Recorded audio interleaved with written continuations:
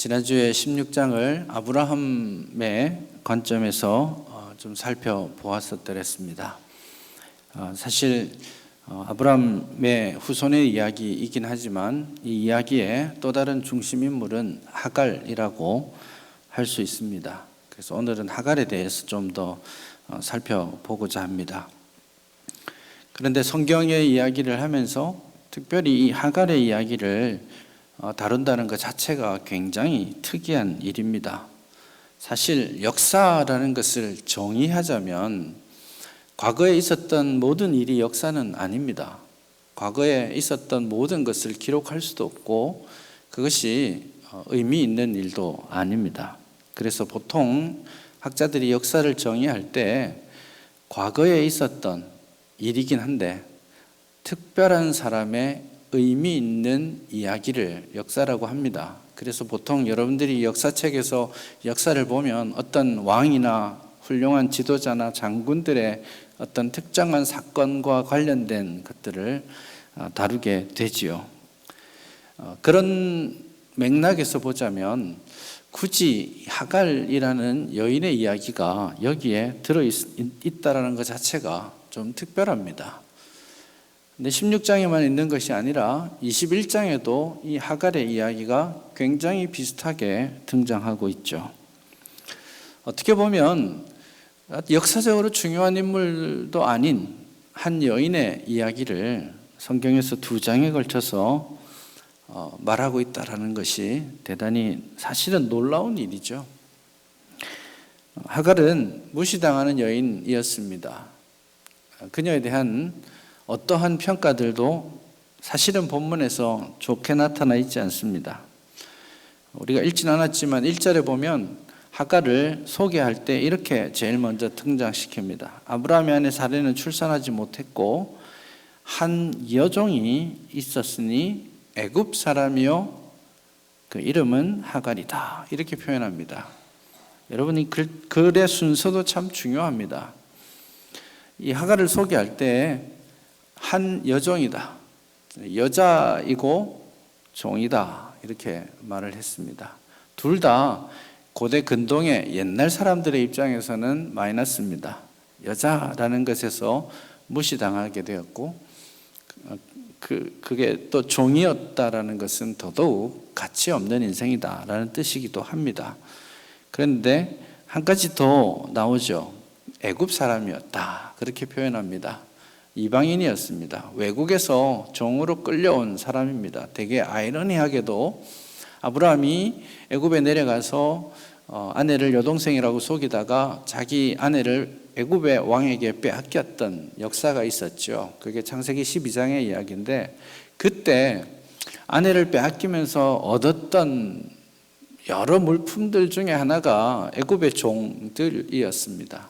아마도 이 하갈은 그때 아브라함에게 왔던 그런 여인으로 추정됩니다.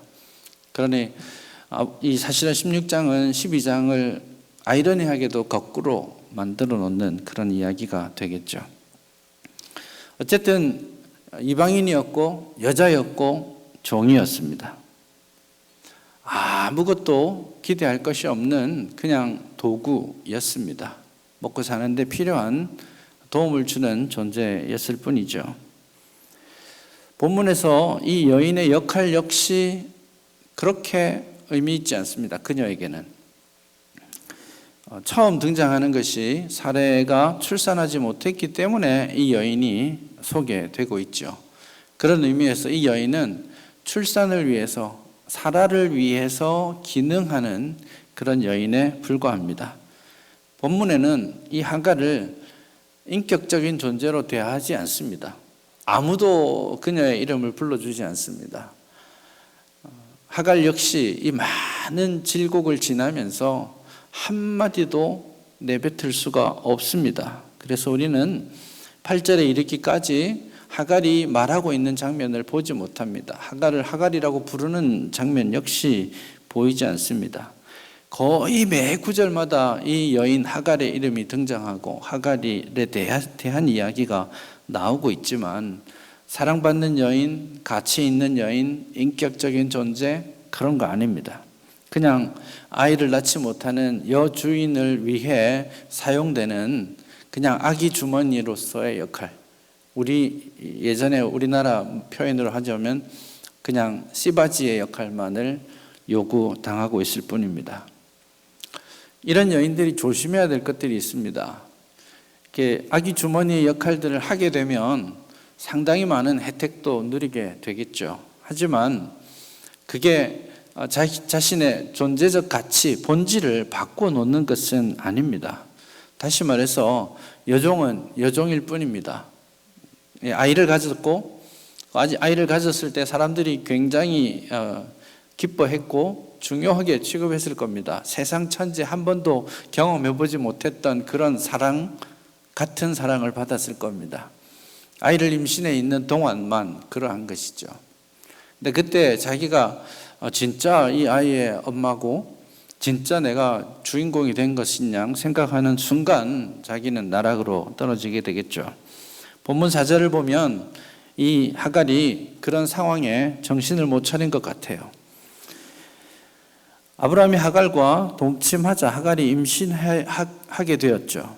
그리고 4절에서는 그녀가 어떻게 반응했는지를 보여줍니다. 그가 자기의 임신함을 알고 그의 여주인을 멸시하였다. 그렇게 표현합니다. 해서는 안 되는 일이었습니다. 아이를 잘 품고 있다가 낳으면 여주인에게 주어야 되는 존재였습니다. 이 아이는 사실 여주인의 아들이 되어야 할 아이죠. 그랬는데 이 아이가 마치 자기의 아이인 것이랑 그렇게 생각해 버린 것이죠. 어떻게 멸시했는지 성경은 말하지 않습니다. 근데 이 표현이 재미있는 것은 창세기 12장에서 하나님께서 아브라함에게 하셨던 복 중에 이 표현이 나옵니다. 하나님께서 아브라함에게 이렇게 말씀하셨죠. 너를 축복하는 자에게 내가 축복하고 너를 저주하는 자에게 내가 저주하겠다. 그렇게 말씀하셨죠. 근데 정확한 표현으로 치자면 이렇게 나오는 겁니다. 너를 멸시하는 자를 내가 저주할 것이다. 여기 멸시한다라는 말은 가볍게 여긴다, 무시한다 이런 의미입니다. 그렇게 보자면 아마 하갈이 이 사라를 입술로 저주하거나 이렇게 했을 거라고 생각지는 않고 아마도 표정이나 행동 거지 안에서 이 여주인, 임신하지 못하는 여주인을 가볍게 여기거나 또 무시하거나 비웃었거나 그런 모습들이 있었을 거라고 봅니다. 여러분 상상이 되시죠? 많은 드라마, 옛날 드라마에서 이런 것들 나옵니다. 임신하지 못하는 여주인과 임신하여 아들을 낳는 첩 사이의 그 갈등 구조. 이것은 아주 오래된 그런 이야기이죠. 사무엘상 1장에도 이런 이야기가 나옵니다. 엘가나의 집안의 두 여인, 임신하지 못하는 사랑받는 여주인 한나와 임신하여 아들과 딸들을 풍성하게 낳을 수 있는 브닌나, 그 사이에 이 대적 관계 이런 것들이 성경에서도 나오고 있죠. 아무튼 이런 일들로 인하여서 하갈은 이 여주인과 완전히 대척점에 서게 됩니다. 이 여주인이 이 사라가 이 여인을 핍박하기 시작합니다. 사실 좋은 모습이 아닙니다. 16장에서 나타나는 사라의 모습은 철저하게 이 범죄하는 그런 이미지로 등장합니다. 처음 나타나서 사라가 목소리를 내는 첫 목소리가 하나님께 대한 불평입니다. 그래서 사라가 2절에서 처음 아브라함에게 말할 때 여호와께서 내 출산을 허락하지 아니하셨다. 그렇게 먼저 이야기를 시작하죠. 그리고 두 번째 내는 사라의 목소리도 거의 비슷합니다. 남편을 욕하는 이야기죠. 그래서 내가 여종을 당신의 품에 두었거늘 그녀가 나를 멸시한다. 너 어떡할 거야? 라고 말하는 그런 불평 아닌 불평을 5절에서 하고 있죠. 전반적으로 사라의 모습은 부정적으로 본문 안에서 등장하고 있죠. 그럼에도 불구하고 이 사라는 권리를 가지고 있었습니다. 그래서 하갈을 핍박하기 시작합니다. 그냥 단순한 핍박이 아니라 여기 이 본문에 나와 있는 이 핍박이라는 말, 박해한다라는 말은 굉장히 폭력적인 그런 표현입니다. 얼마나 심했으면 임신한 이 여인이 광야길로 도망을 갔겠습니까? 굉장히 심하게 집요하게 이 하갈을 괴롭혔다라는 것을 알 수 있습니다. 결국 이 하갈이 광야길로 도망하기에 이르게 되죠. 그게 이제 본문에서 이제 절정으로 이르는 그런 과정인데요. 광야길에서 그녀는 죽음을 경험하게 됩니다. 사실 이 임신한 여인의 모습으로 먼 여행을 홀로 도망치듯 떠나는 것, 죽자는 이야기입니다. 광야에서 죽을 운명이었죠. 한번 상상을 해보십시오. 그 뜨거운 광야길을 지나가고 있습니다. 아무도 다니지 않습니다. 있을 데도 없습니다. 물이 있는 것도 아닙니다. 이 여인이 잘 준비해서 짐을 잘 챙겨서 나온 것이 아니라 도망치듯 떠나왔습니다. 그러니 이 여인이 견딜 날짜는 며칠 남지 않은 것이죠. 아마 그녀는 이 죽음을 직감했을 것 같습니다. 뜨거운 햇살 아래를 터벅터벅 걸어가면서 많은 생각을 했을 겁니다. 무엇이 잘못되었을까? 나는 살 수는 있을까? 불러오는 배를 만지며 많은 생각을 또한 했을 겁니다. 내가 죽는 것은 억울하지 않지만 이 뱃속의 아이 햇볕 한번 보지 못하고 죽어갈까 생각하니 가슴이 미어집니다. 그런 안타까운 현실 가운데 털썩 한 우물가를 찾아서 주저앉아 있는 그 모습입니다. 이 모습은 사실상 여기가 마지막이겠구나라는 그런 느낌을 가지게 하는 거죠. 그러나 여러분 기억하셔야 될 것은요, 가장 절망적인 순간을 만났을 때에, 인생의 밑바닥이라고 생각될 때에, 이제 막다른 골목에 도달했다고 생각될 때, 나는 끝났다라고 생각될 때, 그 자리가 사실은 하나님이 일하시는 자리라는 것, 하나님을 만나는 자리라는 것을 우리가 기억해야 합니다. 그렇게 절망 가운데 있는 이 여인 하갈을 위해서 하나님께서 나타나십니다. 여호와의 사자가 그를 만나 주시죠. 아마도 11절에 보면 이스마엘이라고 이름을 지으면서 너의 고통을 내가 들었다라고 말씀해 주시는 것으로 봐서 하갈이 하나님을 찾았을 것이라고 추정해 볼 수 있습니다. 그럼에도 불구하고 본문이 강조하는 방식은 하갈의 부르짖음과 찾음을 강조하는 것이 아니라 하나님께서 찾아오셨다라는 사실을 더 많이 강조하고 있습니다. 그래서 그 광야길에 털썩 주저앉아 있는 그 여인에게 7절을 보시면 여호와의 사자가 광야의 샘물 곁 곧 술길 샘 곁에서 그를 만났다, 그렇게 말씀합니다. 이 만났다라는 말은 찾아냈다라는 뜻입니다. 지금 하갈은 어디인지 모르게 막 도망치다가 어느 우물가에 그냥 앉아 있습니다. 어디로 가야 될지도 모르고 어디서부터 왔는지도 잘 모릅니다. 그냥 광야길이에요. 그러나 목적은 분명해 보입니다. 여기 광야, 술 광야라고 표현하고 있지 않습니까? 이 술 광야는 이 술 광야를 무사히 지나면 애굽으로 들어가는 입구가 나옵니다.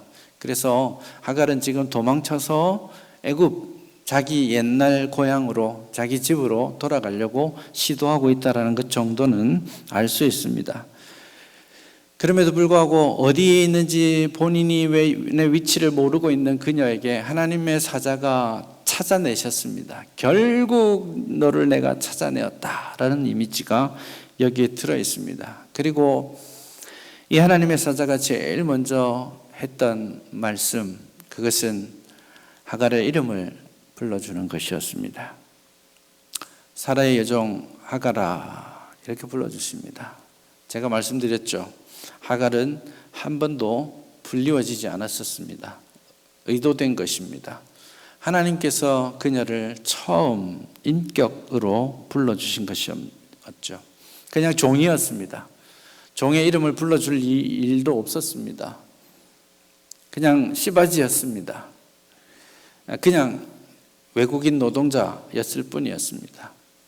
그런데 이 하나님의 사자가 도구가 아닌 인격으로 그녀의 이름을 불러주십니다. 하나님께서 그녀의 이름을 불러주신 것이죠. 세상적으로 어떤지 모르겠습니다. 사람들은 세상적인 관점에서 저와 여러분들을 다 판단할 수도 있겠습니다. 이 세상적인 관점은 무엇으로 대접받느냐를 결정하는 것일 수도 있겠죠. 돈이 많기 때문에 대접받을 수도 있고, 많이 배웠다고 인정받을 수도 있고, 뭐 이런저런 이유들이 있겠죠. 조건을 따지겠습니다. 그래서 이런 조건에 맞지 않으면 무시되고, 그냥 이런저런 조건에 맞지 않으면 그냥 도구로서 사용됩니다. 직장 생활하지만 그냥 내 직장에서 내가 존중받고 인격체로서가 아니라 그냥 월급 받아 먹고 요구하는 일이나 하는 그런 사람으로 인식될 수도 있겠습니다.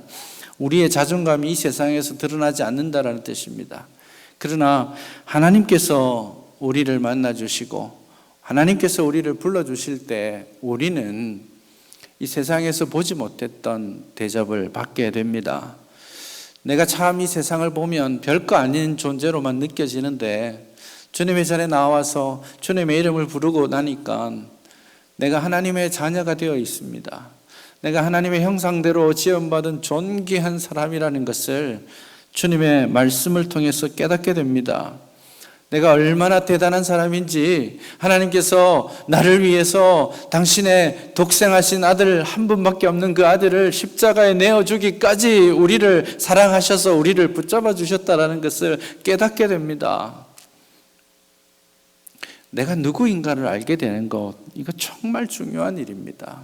이것을 알게 될 때 우리가 교회에서 하나님 앞에서 살아가는 것뿐만 아니라 이 세상의 환경이 어떠하든지 간에 내가 어떤 마음가짐으로 살아갈지를 결정하게 되는 겁니다. 지금 이 고통의 자리를 피해서 도망치고 있는 이 여인이지만 그가 누군지를, 그를 향한 하나님의 계획이 무엇인지를 자신이 깨닫게 되면 그 고통의 자리가 감사의 자리가 될 수 있다는 겁니다. 하나님은 이 하갈을 얼마나 극진히 대접하고 있는지 모릅니다. 세상 누구도 관심 없는 이 여인에 대해서 성경은 아주 철저하게 최고의 관심을 불어넣어 주고 있습니다. 이 보잘것없는 한 여인에게 하나님이 만나 주셨습니다. 그것 자체가 깜짝 놀랄 일입니다. 성경에 한번 보십시오. 누가, 어느 여인이 하나님을 직접 만납니까? 성경에 몇 차례 나오지 않습니다. 성경에 어디에서 하나님께서 직접 여인에게 이 놀라운 약속의 말씀을 주십니까? 안 나옵니다. 처음 하나님과 대화 나눴던 사람이 누굽니까? 아담과 하와죠. 하와에게 하나님 말씀하셨습니다. 어떻게 말씀하셨죠? 너 왜 이랬어? 내가 먹지 말라는 거 왜 먹었어? 이렇게 말씀하셨습니다. 책망이었습니다. 이 다음에 18장에 가서 하나님이 사라를 만나 주십니다. 너 왜 웃었어? 나를 못 믿는 거야? 그렇게 말씀하셨습니다. 그러니 만나 주시고 인정해 주시고 약속해 주시고 명령하시는 이 하나님, 이거보다 큰 은혜가 어디 있겠습니까? 하나님이 하갈을 얼마나 귀하게 보고 계시는지 우리는 똑똑히 봅니다. 더 놀라운 일이 있습니다. 13절을 가면 하갈이 하나님을 만나고 나서 놀랍게도 감히 하나님의 이름을 짓습니다. 하나님께서 하나님의 이름을 나를 살피시는 하나님이시다. 그렇게 하나님의 이름을 부릅니다.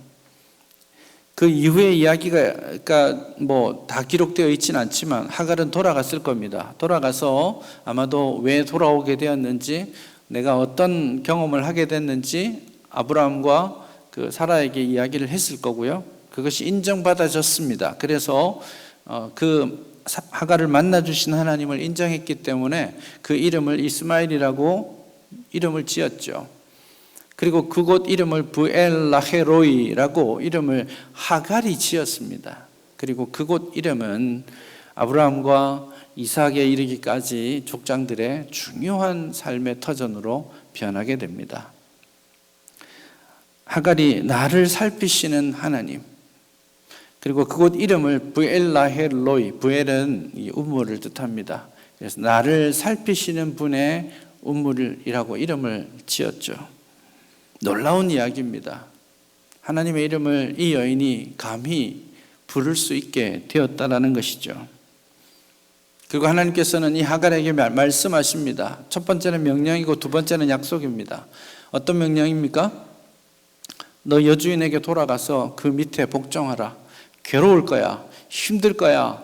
너 간다고 좋아하지 않을 거야. 하지만 거기 가. 거기가 너가 있어야 될 자리야. 내가 너를 그곳으로 보낸다. 예전에는 그것이 고통스러운 자리였습니다. 피하고 싶었습니다. 죽을지도 모르지만 차라리 나가서 죽는 것이 여기서 고통받는 것보다 낫겠다 싶어서 도망쳤습니다. 그런데 하나님의 사자가 그에게 다시 그곳으로 돌아가라. 거기서부터 내가 너를 통해 할 일이 있다. 그렇게 말씀하시는 거예요. 그래서 그 명령만 주시는 것이 아니라 약속을 주십니다. 놀라운 약속이죠. 너의 씨를 크게 번성하여 그 수가 많아 셀 수가 없게 하겠다. 놀라운 약속입니다. 아브라함과 이삭과 야곱 정도만 받았던 약속입니다.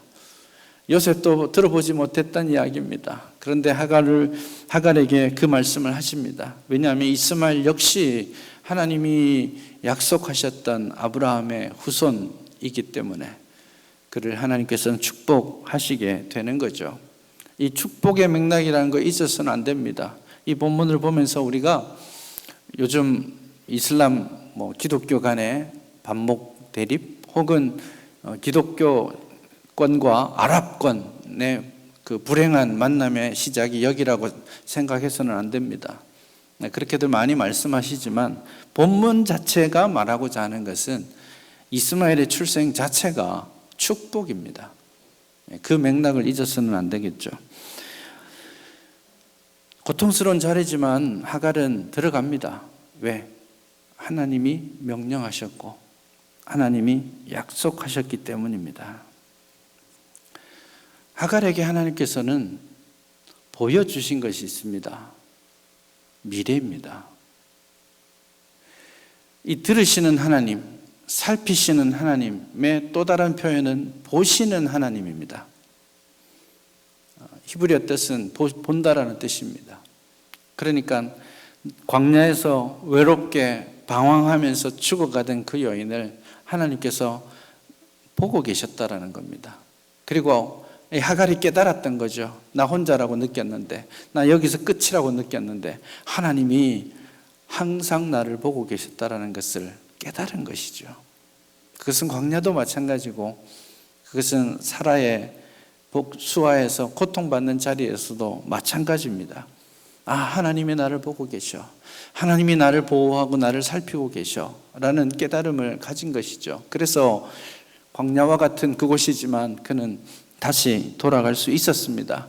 돌아갈 수 있었던 또 다른 이유는 하나님께서 보시는 하나님일 뿐만 아니라 또한 반대로 하나님께서는 보여주시는 하나님이기도 하기 때문입니다. 하나님의 사자가 하갈에게 처음 질문한 내용이 그것입니다. 8절을 보시면 내가 어디서 왔으며 어디로 가느냐 그렇게 질문하셨습니다. 그런데 하갈은 뭐라고 대답합니까? 내가 여주인 사례를 피해 도망했습니다 라고만 대답합니다. 반쪽짜리 대답이죠. 나머지 대답은 할 수 없었거든요. 어디서 왔느냐라는 말에 대한 대답은 할 수 있지만 어디로 가느냐에 대한 대답은 하갈이 할 수 없었던 것입니다. 그런데 하나님께서 그걸 보여주신 거예요. 우리에게 되어진 일들, 현재 상황과 과거에 되어진 일들만을 가지고 우리의 삶을 계산하고 생각한다면 우리에게는 어떤 소망도 없을 겁니다. 우리가 오늘의 이 어려움과 고통을 이겨낼 아무런 소망도 존재하지 않습니다. 그러나 하나님의 사자는 지금 너 어디로 가고 있니? 라는 질문 역시 하고 있습니다. 고통스러운 현실을 넘어 하나님께서 계획하신 것이 있다라고 말씀하고 계시는 거죠. 우리가 과거에 무참한 살아갈 때에 하나님께서 너의 갈 길이 어디냐? 너의 사명의 자리가 무엇이냐? 너를 통해 하나님께서 하시고자 하는 일이 무엇인지 알고 있느냐? 그걸 알아야 돼라고 말씀하시는 겁니다. 하나님께서 여러분들을 통해서 하시기를 원하시는 일이 있습니다. 믿으시죠? 그게 없다면 우리가 이 땅을 살 이유가 없습니다.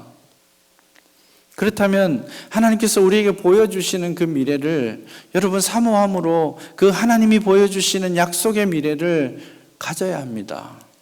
그리고 그 미래에 대한 확신, 하나님의 이끄심에 대한 확신, 그것이 오늘의 어려움을, 갈등과 눈물을 이겨낼 수 있는 힘이 된다라는 것입니다.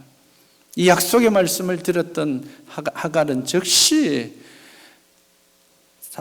사라의 집으로 돌아갑니다. 복종합니다. 잘 왔다, 고생했지, 광야 나가보니까 힘들었지, 여기서 잘 살자라고 말했겠습니까? 핍박이 계속됐겠죠. 21장 가면 똑같은 일이 10수년이 지났는데 여전히 일어나고 있습니다. 그냥 줄곧 고통스러운 시간들을 그는 보냈을 것입니다. 주홍글씨죠. 도망갔다가 들어온 종이라는 이 주홍글씨를 그는 쓰고 살아야만 했을 겁니다. 하지만 견디고 이겨냅니다. 잘 키워냅니다. 왜냐하면 하나님이 나를 불러주셨으니까, 하나님이 나를 만나주셨으니까, 하나님께서 나를 통해 하실 일이 있다라고 말씀하시니까 그 믿음 때문에, 그 확신 때문에 하갈은 살아내는 것입니다. 고통의 시간이 있을 때, 눈물이 흐를 때 하나님께서 나를 보고 계셔, 하나님 나를 지켜주실 거야, 하나님께서 나를 통해 일하실 거야, 이 믿음을 우리가 가져야 하는 겁니다. 여러분은 어디서 왔다가 어디로 가고 있습니까? 그냥 지금 이 아프고 현실의 어려움 때문에 그냥 매몰되어 앉아 있는 것은 아닙니까? 우리의 대제사장 되신 예수님께서 우리의 모든 고통과 눈물을 아십니다. 왜냐하면 예수님께서 친히 우리의 모든 고통, 우리의 질고를 다 감당하셨기 때문입니다. 그래서 우리를 위로해 주시고 우리를 이끌어 가실 수가 있는 것입니다. 이렇게 하나님의 은혜를 경험한 사람이라면 주저앉을 수 없습니다. 하나님이 하실 일을, 하나님의 약속을 가진 사람이라면 사명의 자리를 떠날 수 없습니다. 어렵다고 그만두지 않습니다. 하나님께서 그만하라고 하실 때까지는 포기할 수 없어요.